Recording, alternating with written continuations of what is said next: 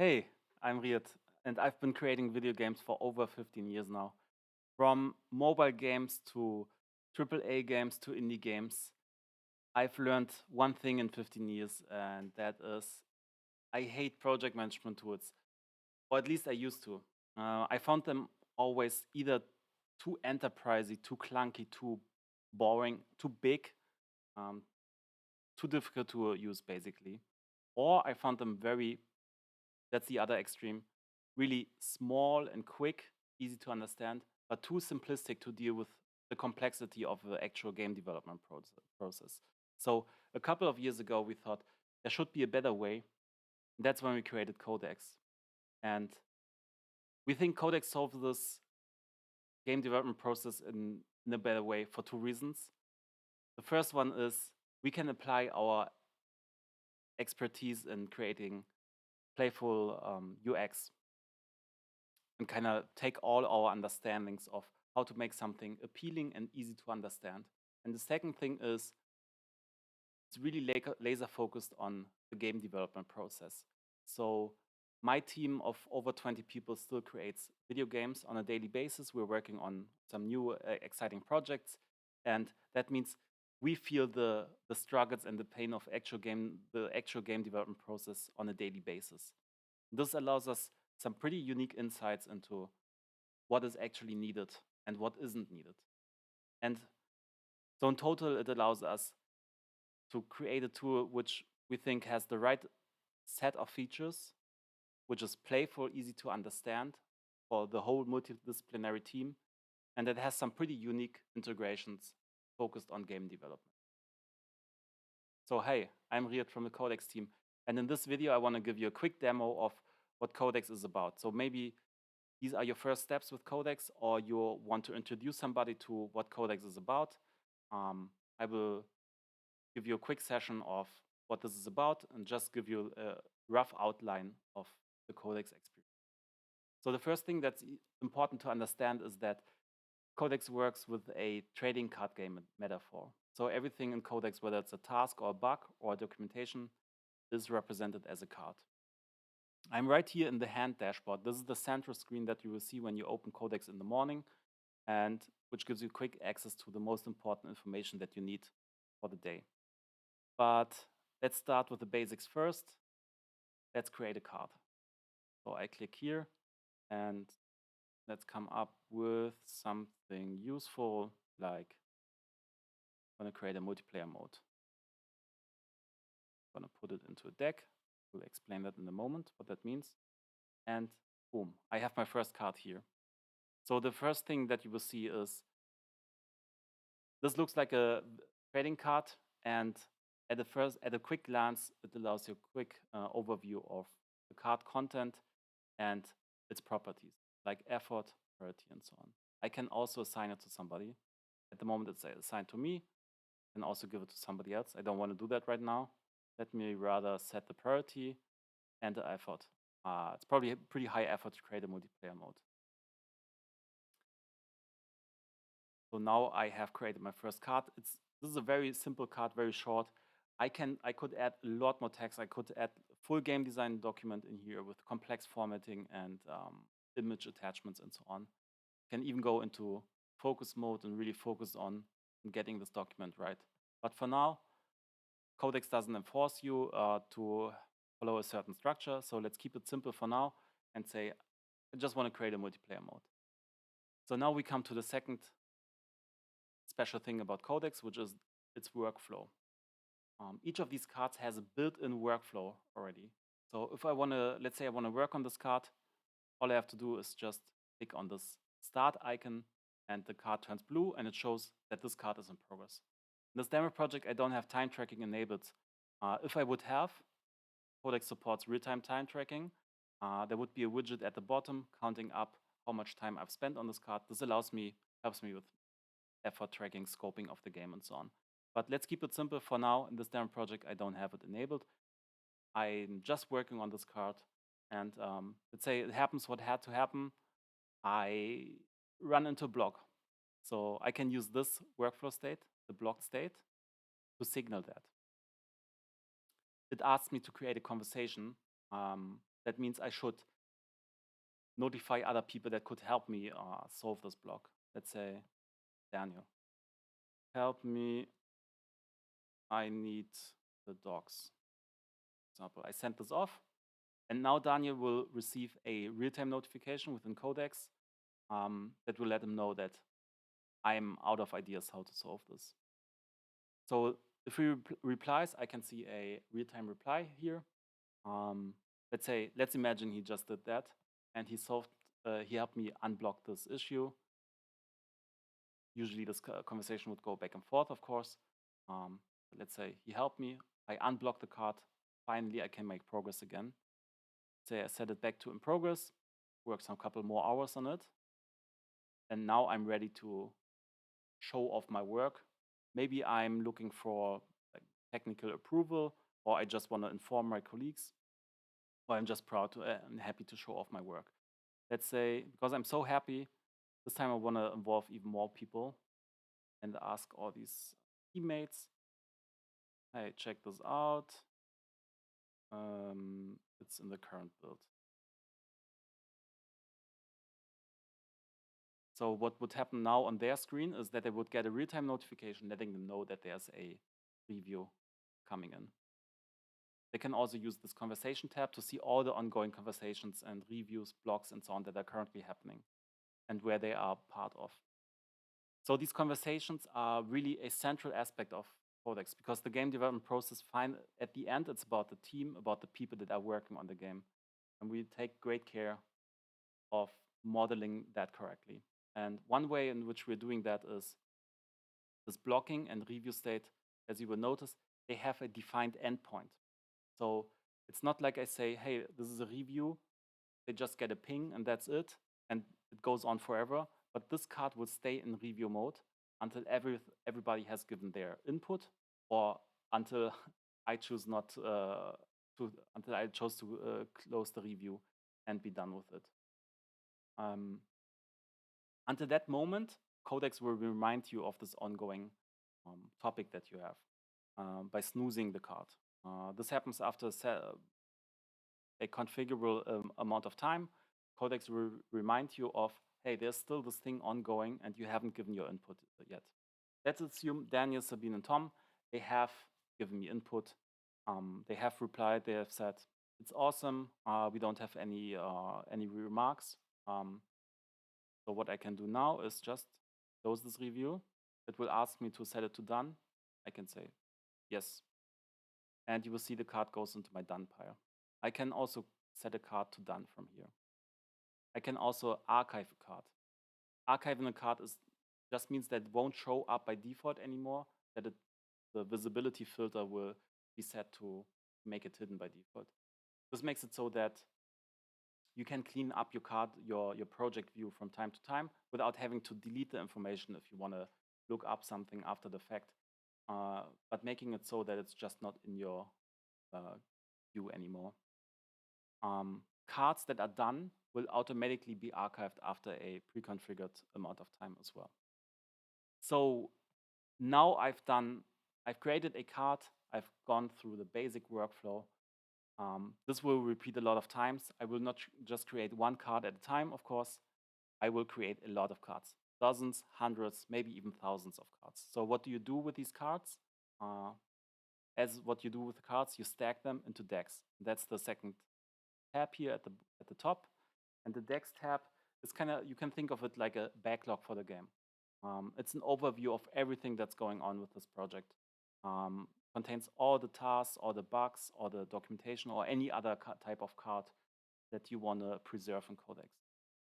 So these decks, they have a title, a image, they have a quick stats here that allows me to see at a glance how much is going on. Actually, the deck size as well depends on the amount of cards it contains. So it will grow in height as I add more cards. This will also help me aiding me with having quick visual overview of what's going on in the project. So how you customize these decks or how you set them up is up to you, but we have recommendations for that.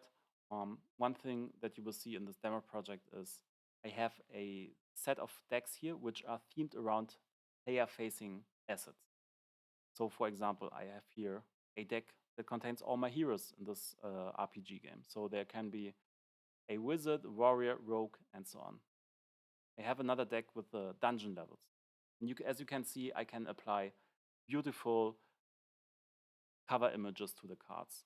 And this not only looks nice, but it also helps me with quickly recognizing cards.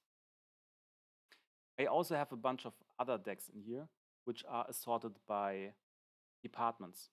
That's kind of the other paradigm you can set up decks by code, UI, audio, art, and so on.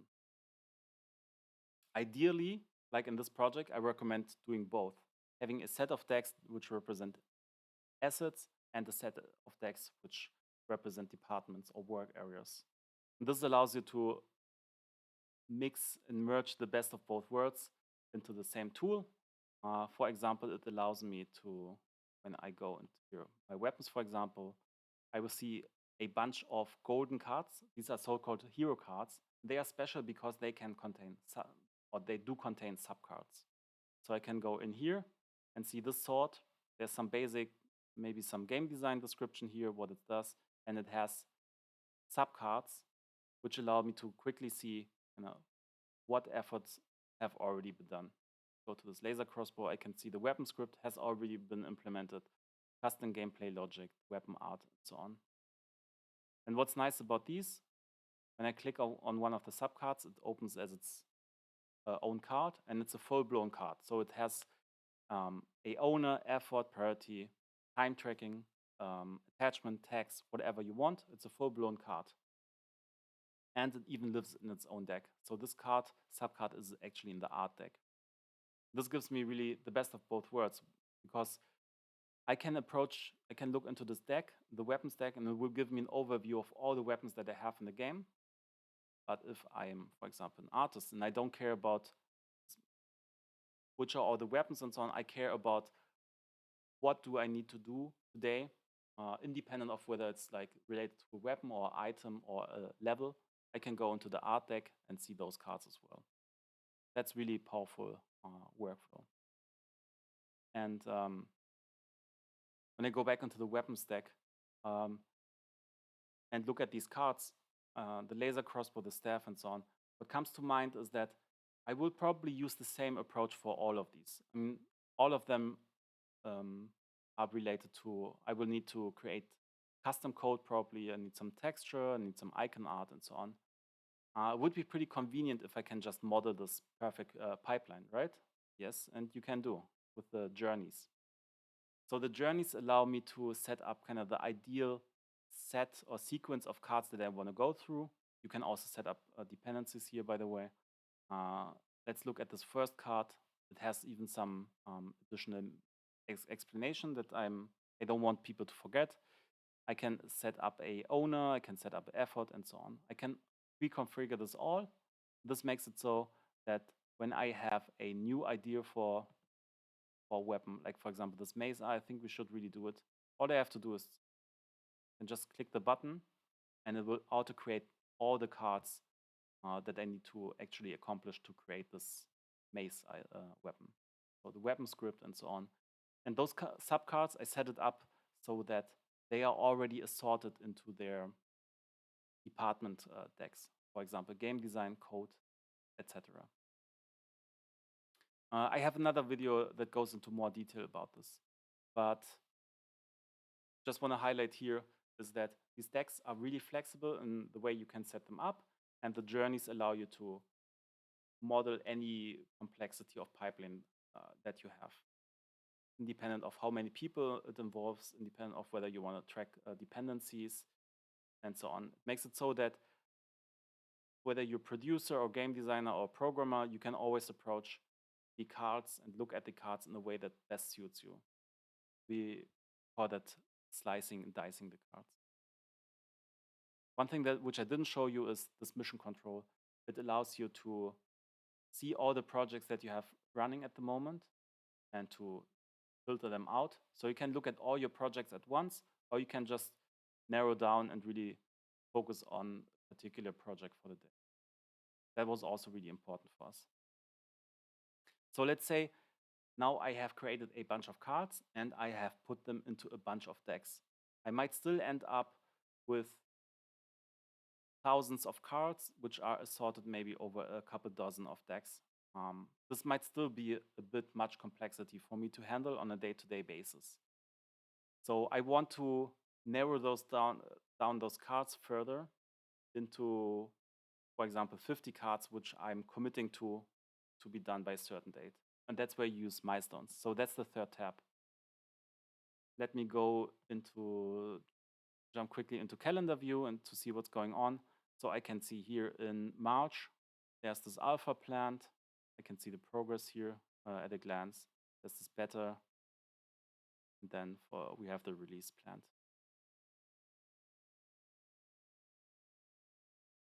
I can also use this navigate using this timeline strip here at the top. And then at the bottom, I can see all the cards which are assigned to the alpha milestone. This is a really good way to filter down kind of the overwhelming amount of cards that you might have in your backlog towards a more manageable size. In here, I can show you briefly, I can sort this by different dimensions. Say, I'm going to look at this from priority level or effort level, or maybe even from the standpoint of creation date or the deck. That's an important distinction as well from Codecks, is that we allow you to look at the data and the cards that you've created in any sorting or type that you want, because there is no perfect way, and the way you want to look at the information changes from person to person and also throughout the day. Maybe when you're hunting a certain information, like how much effort, which are the biggest effort cards in your milestone, you might want to use a different sorting filter. So that's all possible. From here, I can also see the recent activity. This shows me kind of like what's been going on here. I can also check the metrics. I can check the tags and so on. So let's say I have this milestone, and for my game development team of over 20 people, for example, we still end up with a lot of with a lot of cards inside of a milestone. So in the decks tab, we have a couple thousand cards. Then we boil those down to milestones. We use recurrent milestones, so sprints usually called, that occur every 2 weeks. Then each sprint for a team of that size still has a couple of hundred cards. So, and then from those couple of hundred cards, maybe my individual cards, maybe I have like 20 cards in that milestone. So would be nice if I could narrow that down even further, right? And that's where we go full circle. Let me go back onto the hand screen, because at the top, I see my personal hand. My personal hand is kind of like my hand in a card game or a quick item tray in an RPG or something. It's the cards that I want to play next, that I want to act on right next. So what I like to do is in the morning, I go into my dashboard here. I check for my milestone. This is a quick access to the milestone, and I can see what I have on my plate. And from here, I drag cards into my hand and say, for example, oh yeah, I should really not forget about signing this publisher. I can drag and drop the card just to my hand. I can just also click this hand icon here. This opens this panel here, which I can access from anywhere within Codecks. And this gives me my personal to-do list for the day. Independent of what's going on in the decks or what's going on in the milestones, I can narrow all of these information down to just the next 7 cards, which I should focus on. You can also go over this limit, by the way. It's a user setting. So let's say, actually, this publisher milestone, this contract is really important. Let me even do that first. And from here, I can set it to progress and so on. I don't even have to go to other aspects of Codecks. I'm just in the morning, I'm opening the app. I can really quickly access what I need to do for the day through this way. And what's really nice is I can also look at the hand of my teammates. So by clicking here, I can select whose hands I want to see, and I can see what's going on with other people. If I want to be micromanaging, I can even customize and change their hand and like change the order of cards or put cards onto their hand. Depending on the team that you have, that might make sense or not. For our team, most of the team is self-organized. But for example, when we work with freelancers, I might micromanage them and like give them specific tasks and say like, this is the first card, this is the second card, this is the third card that I want you to work on. That has the benefit that maybe they only work on a project once per week or so, and they don't have to mess with finding the card in like in the backlog or so on. They can, or filtering for their cards and like maybe still seeing like a couple dozen of cards. This allows me to really control what's going on. But also for people that are managing their own tasks in their own hand, it's just informative for me to see kind of, okay, this is what Angela has planned for the day. That tends to be very interesting to see. So that's also another thing that makes Codecks special, this view. Let me show you a couple other things that you can do from the screen. As I showed you before, I can see all the ongoing conversations where I'm participating in. There's nothing going on, everything calm. I can see the due dates. So due cards, I can assign a due date in addition to a milestone. So I might say, this is important to be done by end of the alpha, but maybe maybe that's not specific enough. Then I can say, no, I need it to be done by this Wednesday in this month and so on. And I can quickly see all the cards which are assigned to me and which have a due date right here. I can see the pinned milestone. This is the milestone which I'm currently caring about. Gives me quick access to that. Just shows me my card. If I want to see the full milestone, including all the cards which are assigned to other people, I can jump to the full milestone here or click at the top. I can also see my bookmarks. I can bookmark any card, whether it's assigned to me or somebody else. I like to use bookmarks to stay on top of interesting documentation or strategic goals, like bigger goals which are not fitting in my hand. So yeah, that's the basic workflow of or the basic overview of Codecks. So you have your hand, which is your central dashboard, is your to-do list for the day. You have the decks, which is the backlog, contains all the cards of the project, including concrete tasks, bugs, documentation, maybe rough ideas which you will never get to, and so on. And then you have the milestones. Those contains the cards which you have committed to have done by a certain date. And then in addition to that, you have priority, effort, due dates, conversations, and a whole lot of other stuff which I cannot go into in this short version. There are also another thing that's really special about Codecks is the ability to do community management with Codecks. So with Codecks, you can collect bugs right from your game and notify players as you fix the bugs, or you can collect feedback from the Discord and so on. Again, that's for another video, but the demo here concludes for now. Thanks so much for watching. I hope this was instructive, and make sure to check also out the other videos on this channel. Until the next one, bye.